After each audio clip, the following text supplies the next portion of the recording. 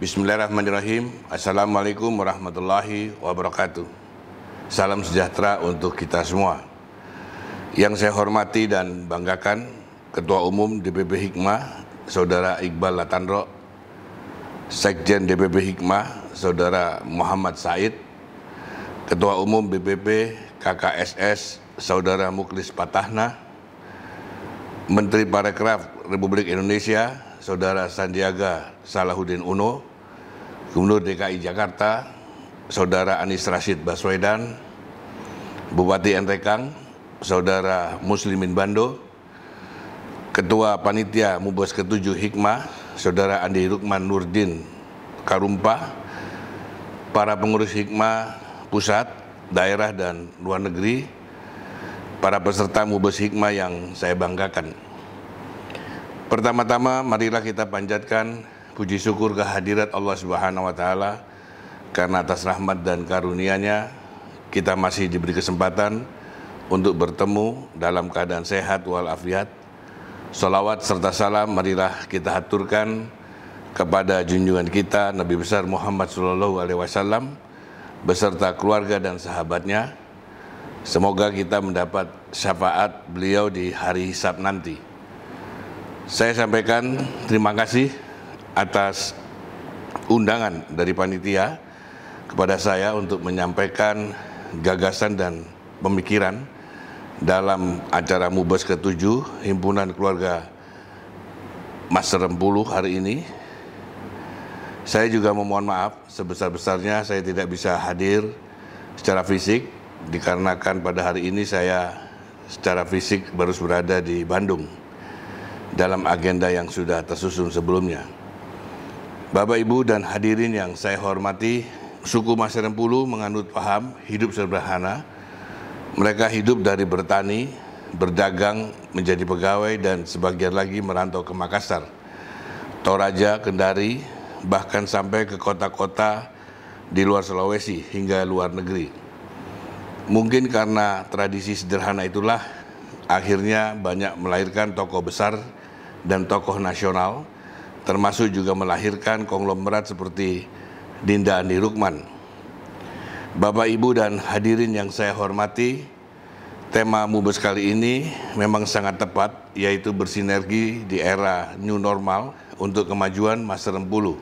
Karena memang kata kunci bersinergi mutlak dilakukan di era disrupsi di segala bidang yang diakibatkan badai pandemi COVID-19 yang memaksa dunia berubah dengan percepatan teknologi.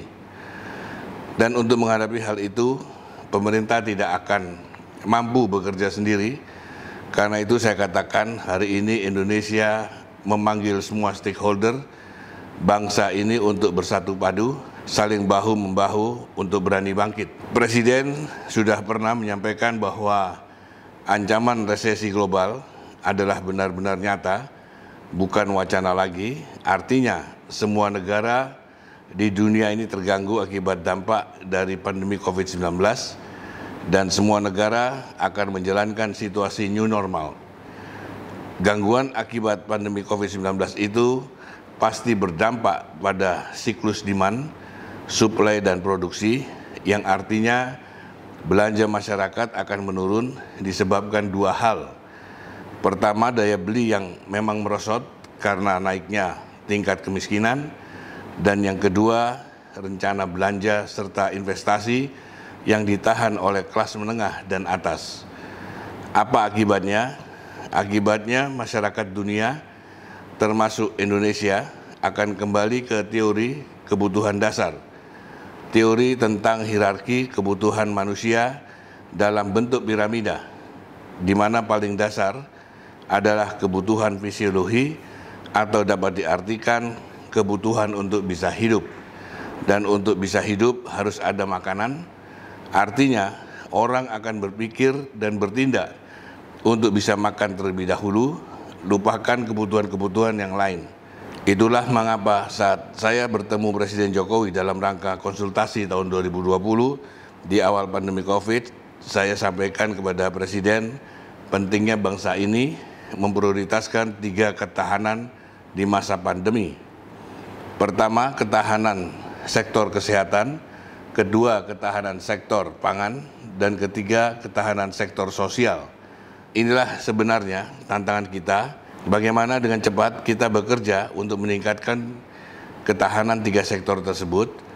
Sebab kalau ketahanan pangan kita lemah, lalu rakyat kita tidak bisa makan, apa yang akan terjadi? Bisa dibayangkan kerusakan di sektor ketahanan sosial. Kita harus cepat kembali kepada fitrah Republik ini sebagai negara agraris dan maritim dengan memperkuat sektor pangan. Oleh karena itu, seperti saya sebut di atas tadi, saatnya kita semua bersatu padu, saling bahu-membahu, kita bantu pemerintah menemukan arah yang tepat, kita bantu percepatannya, skala prioritas pembangunan dalam konteks penanganan dampak wabah ini harus kita kawal.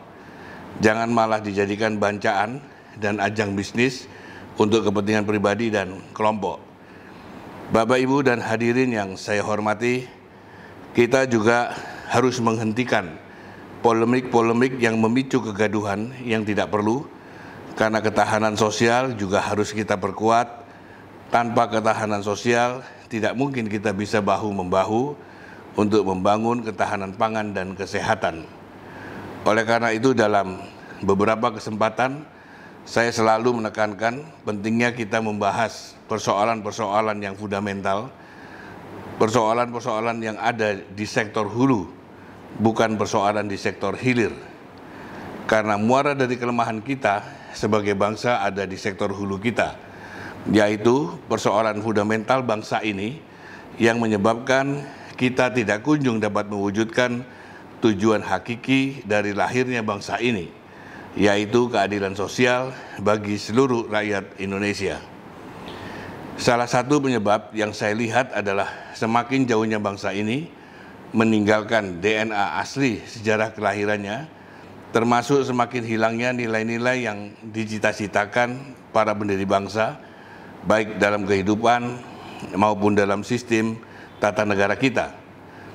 Pancasila dan pembukaan Undang-Undang Dasar sudah tidak nyambung lagi dengan pasal-pasal dalam Undang-Undang Dasar hasil amandemen 1999 hingga 2002 silam, dan semakin tidak nyambung lagi dengan produk undang-undang yang diputuskan DPR bersama pemerintah. Kita tidak perlu malu mengatakan bahwa demokrasi Pancasila dan sistem ekonomi Pancasila sudah hilang, telah digantikan dengan demokrasi liberal dan ekonomi kapitalistik. Sistem tata negara Indonesia hari ini mutlak ditentukan oleh satu entitas saja, yaitu partai politik, di mana mereka bersepakat untuk menciptakan aturan yang membatasi lahirnya calon-calon pemimpin nasional melalui aturan presidensial threshold atau ambang batas pencalonan presiden. Sehingga dalam 2 kali pilpres, Indonesia hanya mampu memunculkan 2 pasang calon yang berhadapan dengan keras. Akibatnya terjadi polarisasi dan pembelahan di masyarakat yang sangat tajam. Dan itu masih kita rasakan sampai hari ini.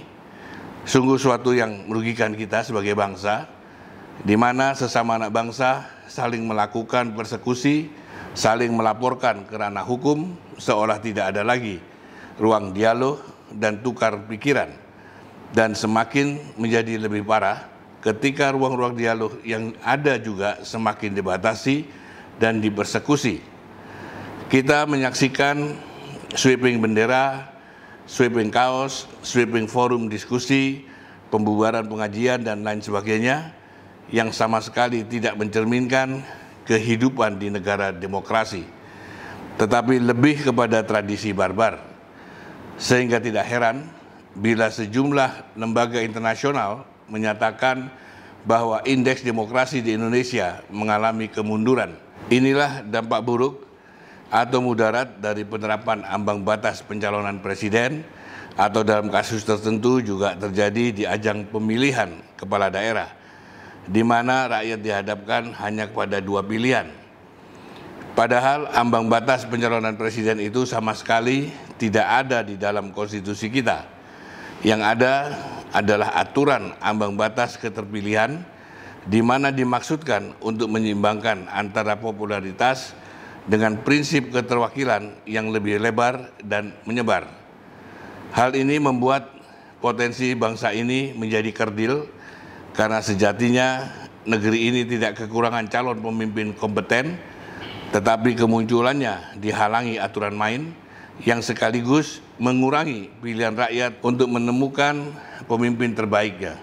Padahal Indonesia punya banyak putra terbaik bangsa yang seharusnya menjadi alternatif calon pemimpin nasional, termasuk dari keluarga Mas Rempulu.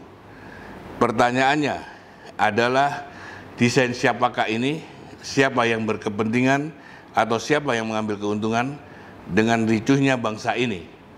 Siapa yang mengambil manfaat dari lemahnya persatuan dan kesatuan kita sebagai bangsa?